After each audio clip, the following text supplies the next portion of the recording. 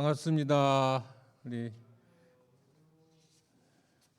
제가 교회법 강의할 때도 말씀드렸지만 제가 할 수만 있으면 교사를 평생 하겠다고 마음을 먹었는데 내가 마음 먹었다고 되는 게 아니고 하나님이 허락해 주셔야 되는 거라는 걸 철들고 나서 한참 후에야 깨달았습니다. 그래서 그렇게 바라던 교사는 못 됐지만 그래도 하나님께서 이렇게 우리 교사를 가르치는 교사로서 한 시간이라도 이렇게 강의할 수 있도록 은혜를 주셔서 저한테는 무한한 영광이라고 생각하는데, 지난번에 줌으로 강의를 해가지고 여러분들이 강의 받을 때 내용이 도움이 되는지 어떤지 잘 알 수가 없다가 오늘 이렇게 대면 강의를 하게 돼서 정말 기쁘게 생각합니다. 목사님께서 기도해 주셨으니까 바로 우리 짧은 시간이지만 유익하게 회의법을 같이 공부하도록 하겠습니다. 여기 가려져 있어서 마스크를 벗고 그리고 강의를 시작하겠습니다. 첫 번째, 회의법을 왜 배워야 하나? 이게 무슨 교사 하는데 무슨 회의법을 뭐하러 배워, 이렇게 생각할 수 있잖아요. 그래서 왜 우리가 이 회의법이라고 하는 걸 정확히 알아야 되는지 그거를 먼저 말씀을 나누려고 합니다. 교사를 하고 있다고 보면 나이가 젊던 많던 상관없이 앞으로 교회의 지도자가 될 가능성이 많은 분들이에요. 그러니까 벌써 교사로서 헌신하고 봉사하기로 다짐해서 그 길을 가고 있다면 앞으로 어떤 교회에서 어떤 사역을 하든지 간에 그 교회의 리더가 되실 분들인데, 리더가 되실 분들은 반드시 회의법을 잘 아셔야 돼요. 제가 일본의 마지막에 조그만 글씨로 따옴표하고 거기 써놨잖아요. 우리 교단에, 저희 교단은 아니고 합동측 교단인지 잘 모르겠는데 소재열 목사님이라고 그 교회법에 대해서 권위자이신 목사님이 한 분 계신데요. 그분이 이런 말씀을 하셨어요. 회의를 진행할 줄 모르면 리더가 될 수 없다. 그러니까 리더가 되고자 하는 사람은 회의를 잘 진행해야 된다는 거예요. 그거 왜 그럴까요?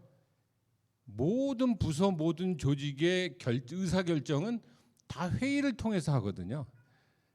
근데 이 회의하는 법을 잘 모르면 의사결정이 왜곡되고, 의사결정이 왜곡되면 그 조직에 심각한 문제가 생기게 되죠.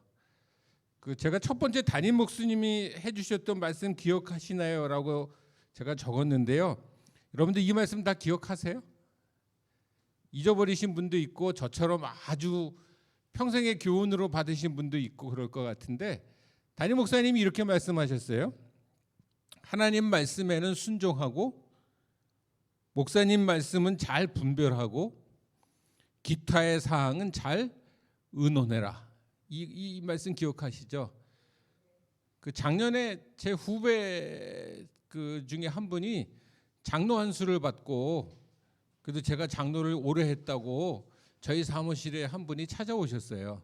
그래서 장로를 20년 이상 한 선배 장로로서 이제 장로 안수 받는 후배 장로에게 가장 경험에서 나온 충고를 한마디만 해달라고 밥을 사면서 찾아왔어요. 그래서 그때 제가 이 말씀을 드렸어요.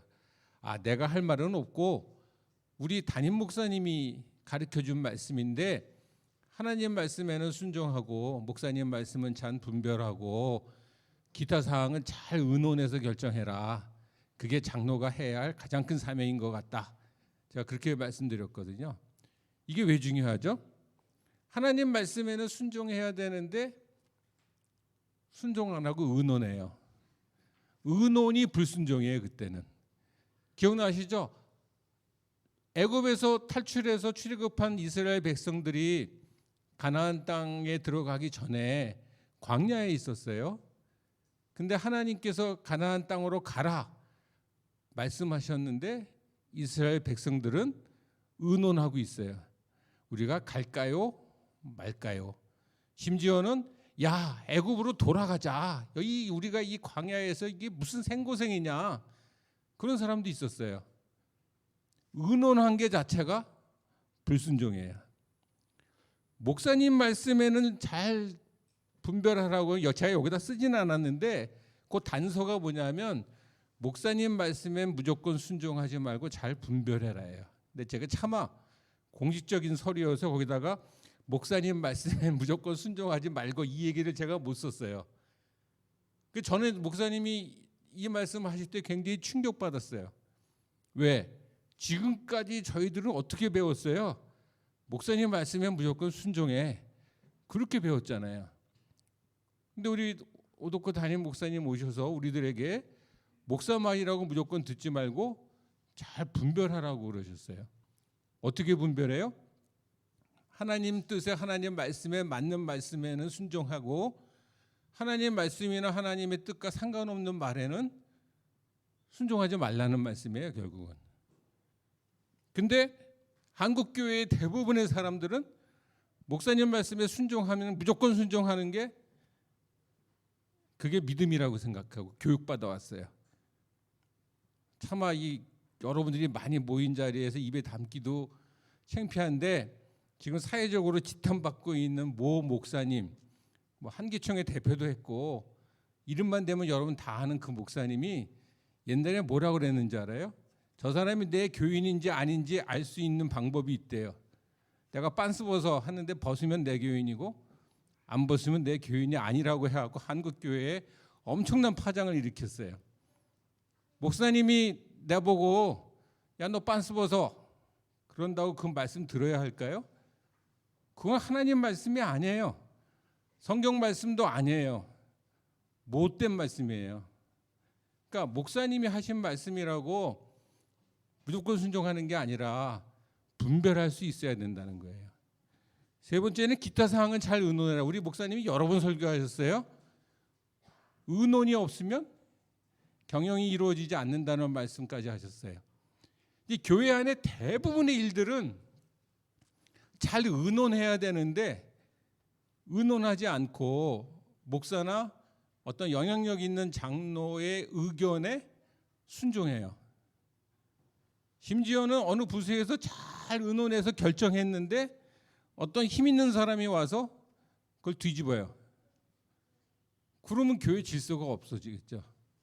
그러니까 잘 보세요. 다시 한번 강조해요. 하나님 말씀에 순종하라고 그랬더니 순종 안 하고 의논해요. 목사님 말씀은 잘 분별하라고 그랬더니 무조건 순종해요. 기타 사항은 잘 의논해라 그랬더니 의논하지 않고 어떤 한 사람의 의사에 의해서 결정이 돼요. 그게 모든 불행의 시초이고 갈등의 시초란 거예요. 근데 교회 안에서 결정해야 할 대부분의 일들은 의논해서 결정한 일들이에요. 그래서 잘 의논하기 위해서 우리가 이 회의법을 배우는 거라고요. 이걸 잘 지켜야 교회가 질서 있고 모든 조직이 질서 있게 의논된다는 거죠. 교회의 모든 결의는 단독적으로 이루어지는 법이 없어요. 반드시 회의를 통해서 결정하게 되기 때문에 특히 교회 지도자는 회의 진행을 잘 하셔야 됩니다. 그래서 우리가 지금 이 딱딱한 회의법을 공부하는 겁니다. 그래서 제가 처음에 고민을 많이 했어요. 이게 재미없는 회의법, 법자가 들어가면 다 재미가 없어요. 재미없는 회의법을 어떻게 생동감 있게 좀 즐겁게 재밌게 공부할 수 있을까? 나름 공부하면서 딱딱하게 원리만 들으면 재미가 없어서 제가 사례를 좀 적어왔거든요. 두 번째 중요한 게 뭐냐 하면 회의법을 왜 우리가 이렇게 중요시해야 되냐면 절차적 정당성 확보가 중요하기 때문에 그래요. 말이 좀 어렵죠? 이 법률 용어라 그러는데 절차적 정당성 확보가 중요해요. 법에서는 실체적인 정의를 따지기 이전에 절차적인 적법 타당성을 먼저 따져요. 이거를 뭐 굉장히 고상하고 어려운 단어 같지만 쉽게 얘기하면 예를 들어서 설명하면 아주 쉬워져요. 사례 1번 한번 볼까요? 경찰관이 음주운전자의 동의 없이 혈액을 채취하여 측정하였더니 혈중 알코올 농도가 0.2% 나왔다. 이 사람은 도로교통법 위반으로 처벌될까? 0.2면 0.2%면요 운전 면허가 취소되고 벌금이 1,000만 원 나옵니다. 이게 지금 현재 그래요. 그럼 이 사람 처벌을 해야 벌금 1,000만 원으로 처벌을 해야 될까요? 처벌을 안 받을까요? 이제 강의할 필요가 없네. 처벌 받아야지 하고 얘기를 해야 강의가 생동감이 있는데 왜 안 받아요? 네? 그렇지. 이게 공부 잘하는 사람 너무 답을 너무 빨리 알아. 절차적인 정당성을 확보 안 했어. 이게 뭐예요? 동의를 안 받고 혈액을 남의 몸에서 주사 바늘을 꽂아서 혈액을 채취하려면 본인의 동의를 받아야 돼요. 근데 본인의 동의를 받지 않고 혈액을 채취해서 결과를 봤더니 혈중 알코올 농도가 0.2% 나와서 벌금을 1,000만 원 부과를 해야 돼요. 담당 검사가 고민스러웠어요. 이 사람 술 먹고 음주운전한 건 맞잖아요. 엄히 벌해야 하잖아요. 근데 벌할 수가 없어요. 왜? 순경이 경찰관이 모든 절차에 적법하게 피를 뽑아야 되는데 그걸 안 했단 말이에요. 그래서 이 사람은 벌금을 1원도 안 냈어요. 이게 왜 이런 법이 만들어졌을까요? 개인의 인권을 보호하기 위해서 그렇습니다. 국가 권력으로부터 개인의 인권을 보호하기 위해서 이런 사람이 생기면 이 사람은 처벌 못하더라도 이렇게 해놔야 모든 사람들이 절차를 지켜서 일을 할 거 아니겠어요. 이게 한국에서는 조금 이게 엄격하게 시행되지 않는데 선진국일수록 이게 굉장히 엄격하게 진행됩니다.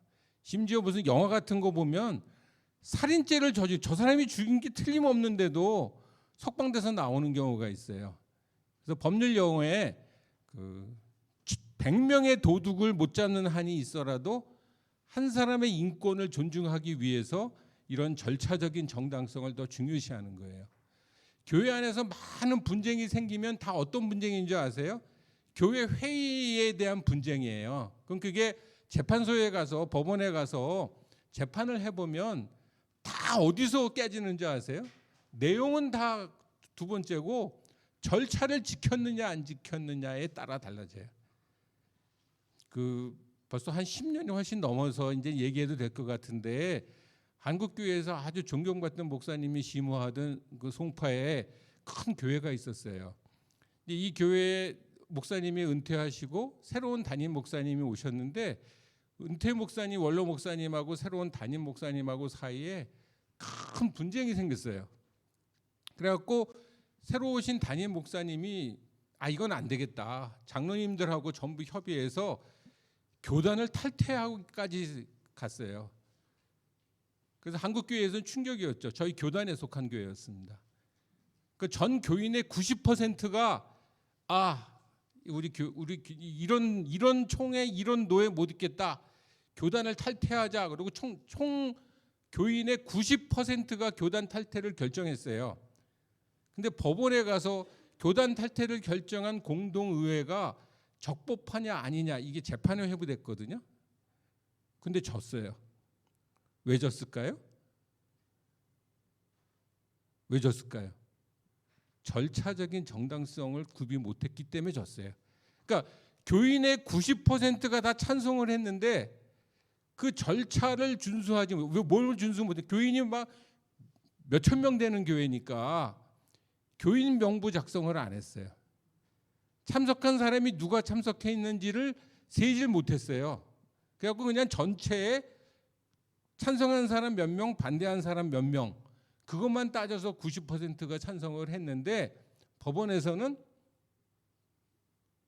찬성한 사람들이 졌어요. 이유가 뭐냐? 공동의회 소집과 결의 절차를 제대로 진행하지 않았다.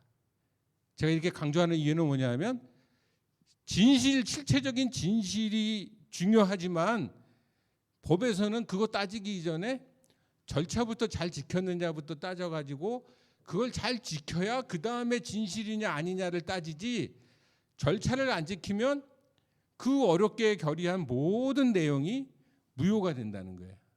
그래서 우리가 회의법을 잘 지켜서 회의법대로 잘 절차를 거쳐서 회의 결정을 해야 그런 모든 분쟁을 미연에 방지할 수 있다는 말씀입니다. 사례 2에 보면요. 재직회는 당회장이 일주일 전에 교회에 광고해야 되는데 당회장 목사님이 급하게 의논할 일이 있어서 당일 교회 주보에 모인 광고를 하고 오전 예배 후에 재직회로 모여 결의했습니다. 근데 그 결의에 반대하는 집사 한 명이 그 결의에 반대하면서 절차 위반으로 무효를 주장하는데 그 결과가 어떻게 될까요? 유효일까요? 무효일까요? 무효? 유효라고 생각하시는 분 한번 손 들어 보실래요? 없어요? 저 전도사님 한 분 손 드셨네? 무효라고 생각하시는 분 손 들어보세요. 예? 그 나머진 뭐야? 나머진 몰라? 모르세요? 이게 자 절차 위반이라고 하는 게 그럼 10가지 절차 중에 요만큼 위반하면 무조건 다 무효가 될까요? 그건 또 너무 가혹하잖아요. 그죠? 당회를 모이는데 갑자기 급하게 의논할 일이 있어갖고 목사님이 장로님들 오늘 당회합시다. 그리고 이렇게 카톡 탁 돌려갖고 그날 당회했어요. 그럼 그 당회가 무효가 될까요? 여기에는 그 한 가지 변수가 있는데 만약에 지혜로운 목사님이셨다면 이렇게 하시면 유효가 돼요. 여러분들 원래 재직회는 헌법에 일주일 전에 광고하도록 되어 있습니다.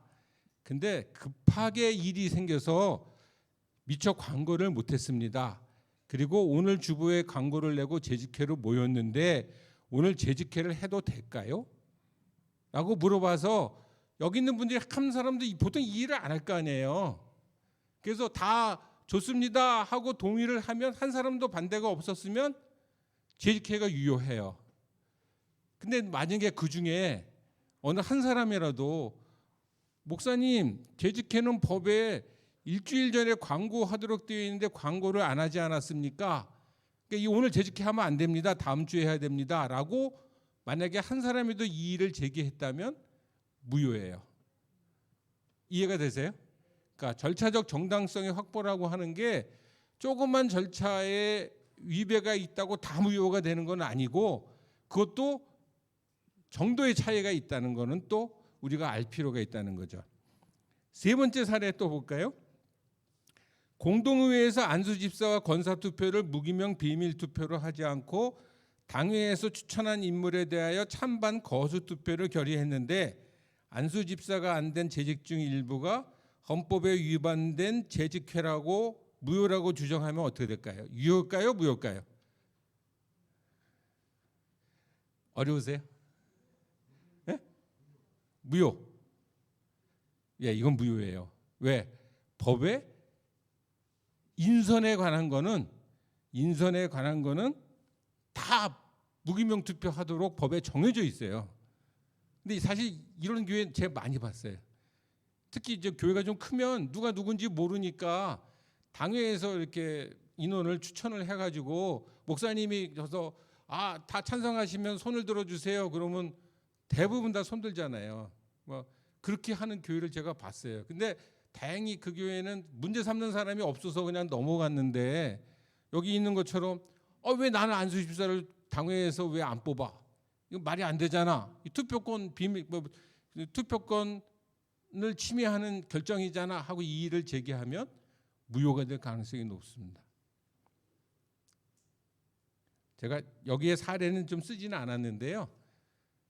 예를 들어서 어느 교회에서 버스를 구입하자고 하는 게 교회에서 중요한 이슈가 됐어요. 목사님이 당회에 우리 버스를 한 대 구매하면 좋겠습니다라고 안을 내놓으셔갖고 당회에서 결의해서 재직회 회부했어요. 자, 그럼 재직회에서 버스를 구매합시다라고 하는 안이 있잖아요. 왜 버스를 구매하자고 했을까요? 거긴 다 이유가 있겠죠. 멀리 떨어져 있는 그 성도들을 버스가 한번 이렇게 촥 오면 예배 오는 인원을 더 모일 수 있고 또 교회에서 외부 행사가 많은데 외부 행사 할 때마다 뭐 버스 대절하지 않고 교회 버스로 가면 기동력도 좋고 하여튼 여러 가지 이익이 있지 않냐. 그래서 우리 교회 규모쯤 되면 버스를 구매하자. 이제 이런 의견이 있었어요. 근데 다른 쪽에서 반대 의견이 나왔어요. 아니, 버스 한 대가 지금 얼마인 줄 압니까? 버스 한 대가 2억 원인데 버스 기름값이 얼마나 비싼 줄 압니까? 거기다가 버스만 사면 됩니까? 버스를 움직이려면 일종 대형 면허 가지고 있는 전문 기사가 추가로 채용해야 되는데, 그러면 교회에 직원 한 명을 더 둬야 되고, 직원 한 명 더 두면 4대 보험에 월급에 버스 운영비에 우리가 버스를 구입해서 이용하려고 하는 이익보다 훨씬 더 많은 손해가 납니다. 그래갖고 찬성하자는 팀, 반대하는 팀 의견이 극명하게 갈렸어요. 이걸 어떻게 결정하면 좋을까요? 잘 의논해서, 그죠? 잘 의논해서 잘 결정하면 돼요. 근데 이게 뭐 죽고 살 일도 아니고 뭐 진리와 거짓의 문제도 아니잖아요. 그냥 우리 교회 처한 형편에서 사는 게 좋을 수도 있고 안 사는 게 좋을 수도 있잖아요. 그거는 잘 의논해서 결정할 문제잖아요. 근데 이게 무슨 죽고 살 문제도 아닌데, 버스를 사자는 의견과 버스를 살지 말자는 의견으로 교회가 딱 둘로 나눠졌어. 근데 그것도 뭐 한 90대 10 이러면은 에이, 대다수가 그렇게 찬성하니까 이렇게 하지 할 텐데 딱 반반으로 나눠졌어요. 그 결과가 어떻게 됐을 것 같아요? 교회가 두 개로 분립됐어요. 버스 사자는 교회와 버스 사지 말자는 교회로. 이게 실제로 있었던 일이에요. 그러니까 우리가 너무 어이가 없지 않으세요? 이게 무슨 본질적인 문제도 아닌 걸 가지고 예수 믿는 사람들이 크게 반성해야 할 게 하나 있는데요. 이게 무슨 이단의 문제도 아니고 진리의 문제도 아닌데 죽기 살기로 싸워. 자기 의견 관철하려고. 그 회의법을 안 배워서 그래요. 그 교회에 제가 가서 회의법을 강의했으면 그런 일을 미연에 방지할 수 있었을 텐데. 예? 그러니까 이건 잘 의논해서, 야, 우리 교회는 재정적으로도 이만한 여유가 있고 충분히 감당할 수 있으니 그럼 사자. 그러면 사면 되는 거고. 야, 이게 2만 원 돈을 들여서 이거 하는 거 지금 우리 교회 형편에서는 이게 옳지 않다. 그럼 안 사면 되는 거지. 그죠? 그래서 제가 여기서 나중에 한 번 더 말씀을 드리겠지만 꼭 명심해야 될 거는요. 교회에서 의논할 때 참과 거짓의 문제, 정의와 불의의 문제, 이거는 타협이 없어요. 하지만 교회 안에 대부분의 문제는 양립 가능한 선택의 문제일 뿐이에요. 아까 버스 같은 문제는 사도 좋고 안 사도 좋은 거잖아요. 죽기 살기로 싸울 일이 아니잖아요. 의견 대립이 있을 일이 아니잖아요. 우리가 그거를 명심해야 돼요. 그래서 교회의 모든 결의는 회의를 통해서 결의되는데, 그 조직의 리더는 회의의 절차와 구성, 구체적인 회의 진행 방법을 숙지해야 합니다. 그래서 회의의 일반 원칙을 먼저 설명드리고 그다음에 실제 회의 진행하는 실무적인 걸 그다음에 설명드리도록 할게요. 회의는 첫째, 공개 회의가 원칙입니다. 우리 교회 내 모든 회의 공개로 하고 있죠. 단 필요시 회의 전체 또는 일부 의안에 대해서 비공개로 할 것을 결의할 수도 있습니다. 두 번째, 정족수의 원칙. 이게 이런 말 들어보셨나요? 의사정족수, 의결정족수. 의사정족수는 회의를 개최하는 데 필요한 인원수를 정하는 게 의사정족수입니다. 어떤 교회에서 실제로 문제가 됐던 건데요. 재직회를 했는데 재직회원이 아닌 사람이 참가해서 투표에 참가했어요. 그럼 그 재직회가 위법할 수 있잖아요. 재직회는 재직회원만이 들어갈 수 있습니다. 재직회원은 집사, 안수집사, 권사, 장로, 목사, 부목사, 이분들이 다 재직회원이에요. 근데 재직으로 임명받지 않은 사람은 재직회원이 아니에요. 그러니까 모든 회의는 그 회의의 구성원을 먼저 확정을 해야 돼요. 중등부 교사회의를 한다. 그럼 중등부 선생님들만 참석할 수 있는 회의잖아요. 중등부 교사회의에 초등부 교사가 참석해서 이래라 저래라 하면 회의 자체가 위법하게 되는 거죠. 그래서 의사정족수는 회의를 개최하는 데 필요한 인원수가 의사정족수고요. 의결정족수는 회의에 상정된 의안을 결정하는 데 필요한 인원수를 말합니다. 그러니까 보통 헌법이나 정관 기타 규정에 달리 정한 바가 없으면 보통은 모든 회의가 재적의원, 재적회원 과반수 출석과 출석회원 과반수 찬성으로 의결하는 게 일반적이에요. 다 그렇게 하죠. 근데 경우에 따라서 예외가 있어요. 우리 교회의 재직회나 공동의회는 재적 과반수 참석 안 해도 회의를 할 수 있도록 되어 있습니다. 왜? 잘 안 모이니까 아예 법에다 모인 수를 의사 정족수로 했어요. 그러니까 재직회에는 몇 사람이 모여도 모이기만 하면 재직회라고 할 수 있어요. 또 공동의회도 마찬가지입니다. 단 우리 노회 하잖아요. 노회에 가면 목사 회원이 있고 장로 회원이 있거든요. 근데 노회는 노회법에 목사 과반수 출석, 장로 과반수 출석이 돼야 의사를 진행할 수 있도록 정해놨어요. 그래서 예를 들어서 목사님이 200명, 장로님이 200명 참석하는데 목사님이 99명 참석하고 장로님이 150명 참석했어요. 그 전체적으로 보면 400명 중에 200 얼른 계산이 안 되네. 244명인가요? 249명이 참석했어요. 그러면 정족수가 될 것 같잖아요. 근데 안 돼요. 왜? 목사 반이 안 되잖아요. 200명의 반은 100명이 참석해야 되는데 99명이 참석해서 한 명이 덜 참석했잖아요. 실제 우리 노회가 그 파행을 겪어갖고 임시 노회를 할 때 2번, 3번 못 모이는 게 이유가 뭐냐 하면 이 정족수를 못 채워갖고, 예를 들어서 장로는 채웠는데 목사가 부족한다든지, 목사는 채웠는데 장로가 부족하다든지, 그러니까 그건 다 꼭 정하도록 되어 있어요. 그러니까 그 헌법, 뭐 정관 이런 데 다 정하도록 되어 있습니다. 그리고 장로 선출 시는 지난번에 제가 말씀드렸지만 공동의회 총 득표수의 3분의 2 이상이 필요하다. 여러분들 이 과반수하고 3분의 2 이상하고 이 계산 잘 하셔야 돼요. 한번 예를 들어 볼까요? 우리 교사회의가 예를 들어서 아동부 교사회의를 해요. 그 교사들이 20명이에요. 근데 참석을 부장 포함해서 10명이 참석했어요. 그럼 회의할 수 있어요? 없어요? 예? 예, 있어요. 왜? 과반수는 20명의 과반수는 10명이에요. 그죠? 11명이 아니라고요. 예? 과반수 이상 뭐 이런 말이, 과반수에는 과반수 이상이라는 말이 없어요. 과반수지. 그러면 장로 투표를 하는데 그 교회 교인이 투표에 참석하는 교인이 50명이었어요. 50명의 3분의 2를 달면 몇 명일까요? 빨리 계산해 보세요.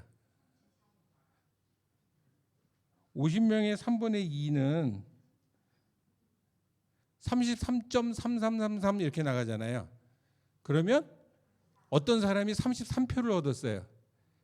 그 이 사람 장로 피택이 될까요? 안 될까요? 안 되죠. 34명 되면 되죠.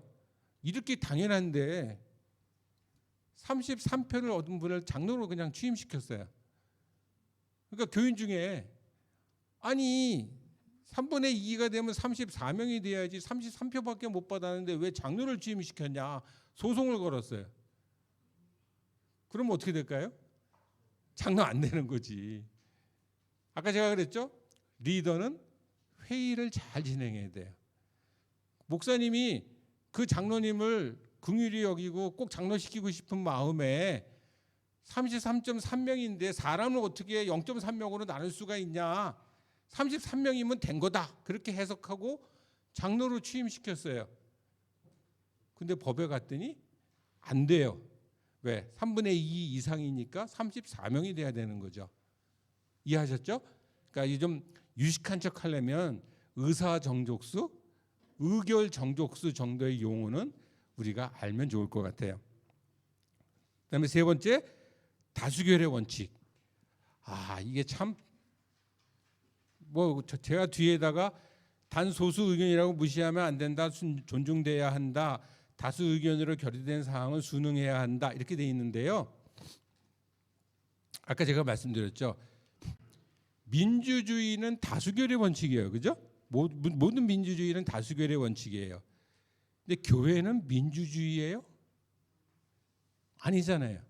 민주주의는요, 상대주의라는 이념을 근본으로 해서 민주주의가 생겼어요.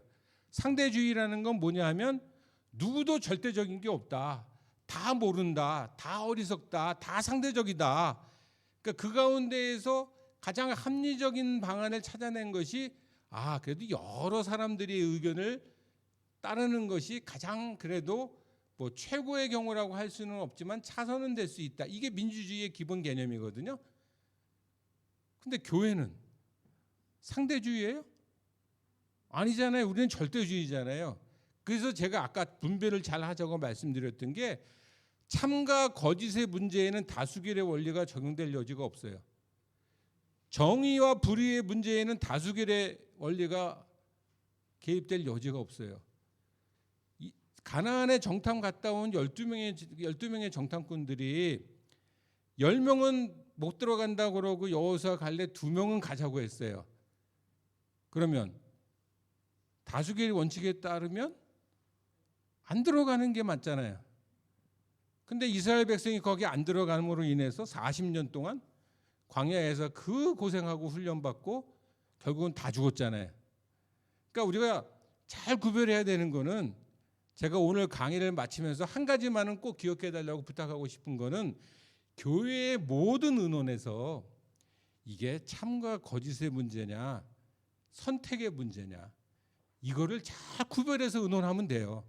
그러니까 다수결의 원칙은 양립 가능한 여러 가지 대안 중에서 아까처럼 버스를 살 거냐 말 거냐, 교회 리모델링을 할 거냐 말 거냐, 이거는 죽고 사는 문제도 아니고 참과 거짓의 문제도 아니고 진리와 거짓의 문제도 아니고 옳고 그름의 문제가 아니잖아요. 그런 거는 다수결의 원칙에 따르는데, 참과 거짓의 문제, 정의와 불의의 문제, 진리냐 아니냐의 문제에는 다수결이 적용될 여지가 없습니다. 목에 칼이 들어와도 아닌 건 아니라고 하는 게 우리 예수 믿는 사람들입니다.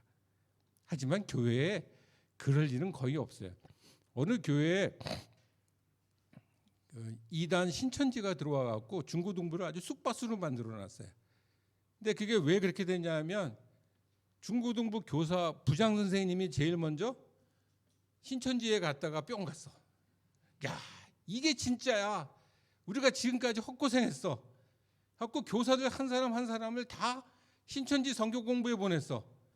하고 교사들 전원이, 야, 이거 우리 교회 그동안 잘못 다녔다. 신천지로 가자. 그럼 여러분 교사면, 그 교사회에 참석한 교사면 신천지 갈 거예요?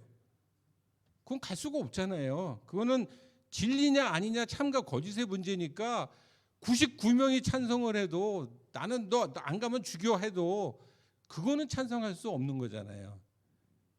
근데 그 외의 일이라면 교회는 모든 일을 잘 의논해서 결정해야 돼.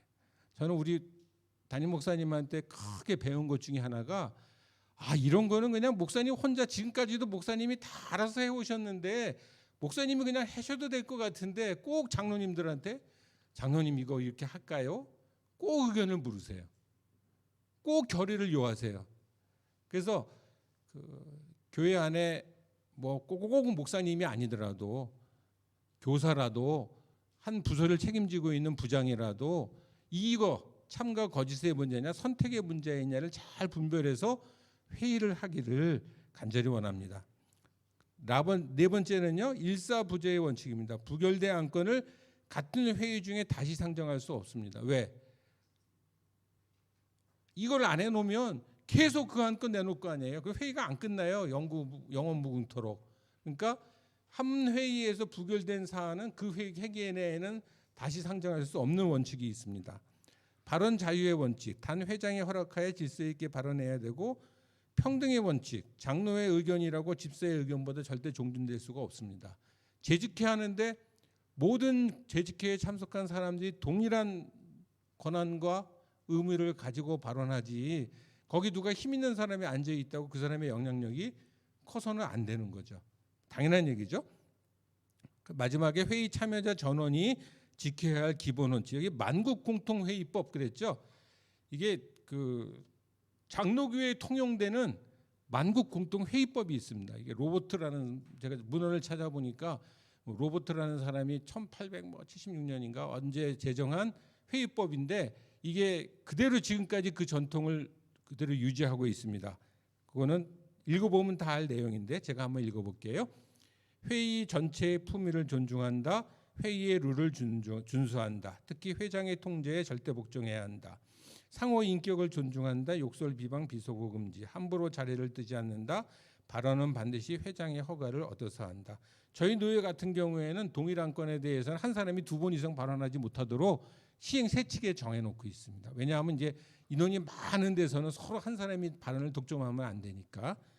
자, 구체적 회의 진행 방법에 관해서 이걸 꼭 알아두셔야 될 거는 필요에 따라 순서를 생략하고 융통성 있게 진행할 수 있습니다.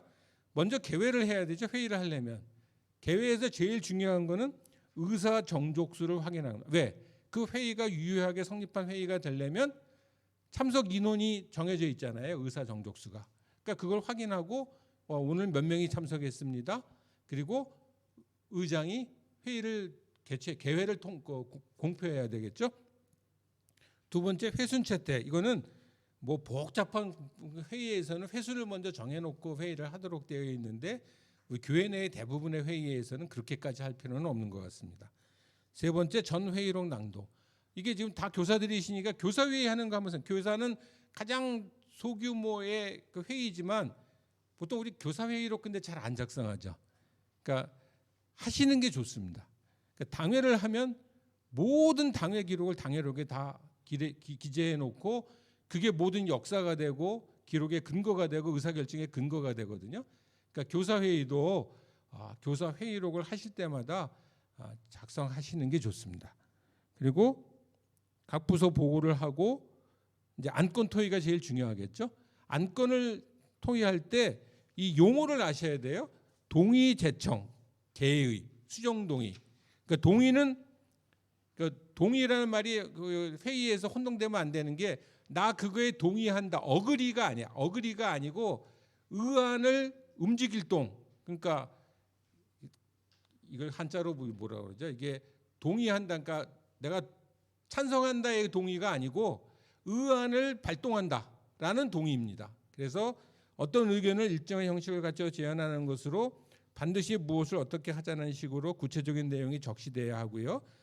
동의는 한 사람이 동의하잖아요. 그럼 그것이 의안으로 성립하려면 반드시 제청이 있어야 돼요. 그래서 왜 제청을 그런 거 한번 의아하게 생각해 보신 적 없어요? 재직회 때 뭐 하시면 목사님이 꼭 뭐 하는 걸 동의합니다. 그러면 옆에서 제청합니다. 이러잖아요. 폐회를 동의합니다. 그럼 제청합니다. 그러면 목사님이 가문 이해하십시오 하고 끝내잖아요.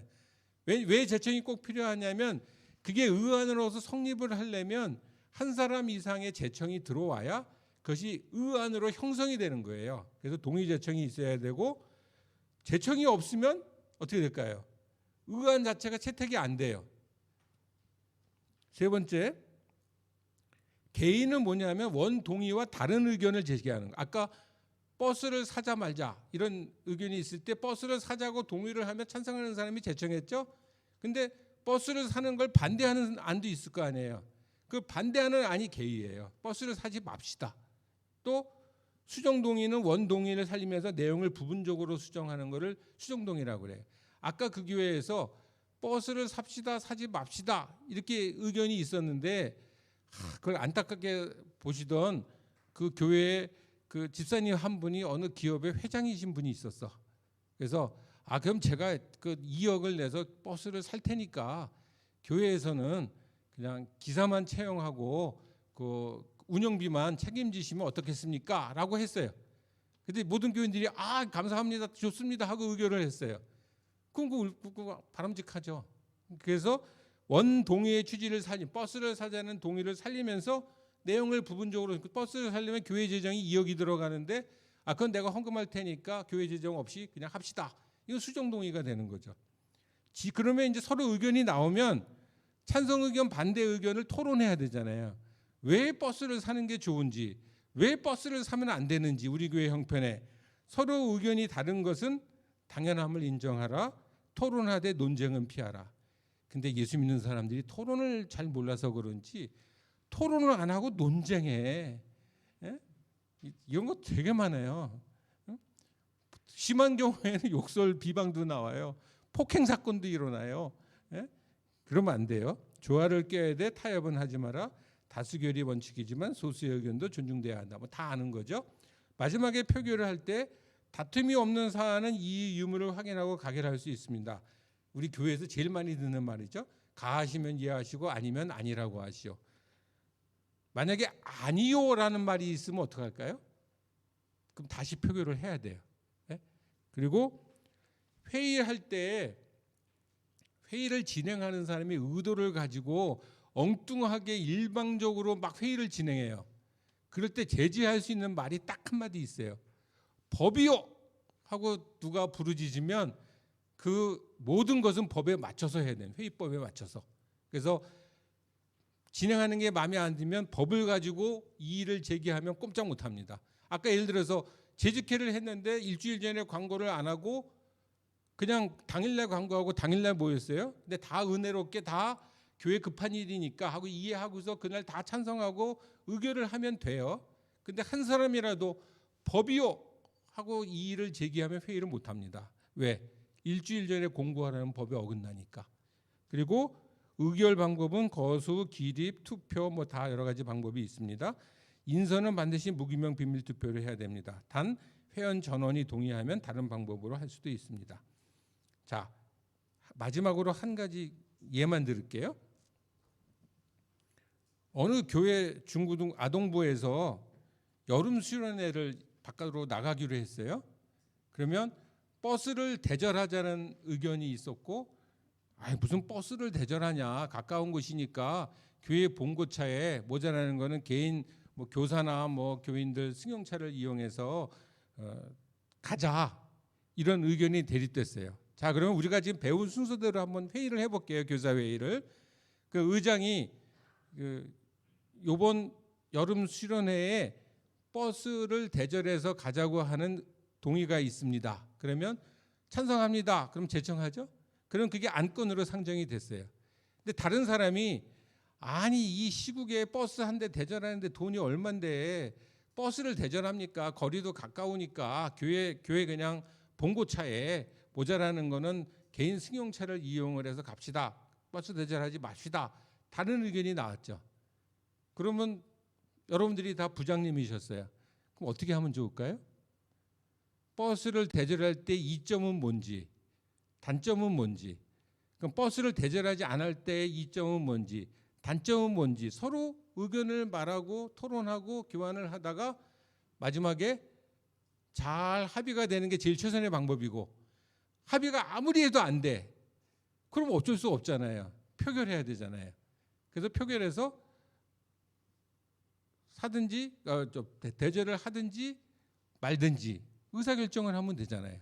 그리고 거기에 반대하던 사람이라도 교사회의에서 의사결정이 되면 그대로 따르면 되는 것이고, 그게 아름다운 교회 공동체의 모습이죠.